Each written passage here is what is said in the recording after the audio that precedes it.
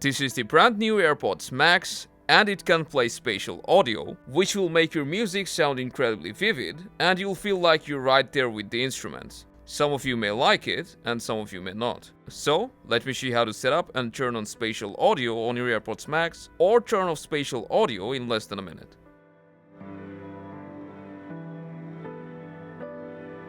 To enable spatial audio on your AirPods Max, it needs to be connected on your iPhone. Then go to Settings, and you should see your AirPods Max here. Open it, then we'll scroll down straight to Accessibility. Open it, and first make sure Follow iPhone is turned on. Without this, you won't be able to get the full feature of spatial audio. Now let's go back, and we can give it a try by clicking on See and hear how it works.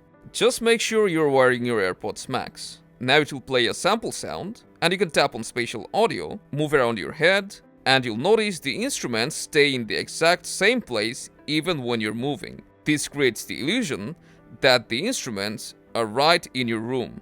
Now that you know how it works, let's make it better. Tap on Done, and select Personalize Spatial Audio. Tap on it again, and now you'll need to take off your AirPods Max. Press Continue. Hold your iPhone in front of your face, and move your head left to right just like the instructions. This will capture your ear, and your personalized spatial audio setup will be completed. Congrats! Now you can start enjoying spatial audio with your AirPods Max. Just play a song, then bring down the control center, hold the volume bar to open it, select spatial audio, and switch to head tracked.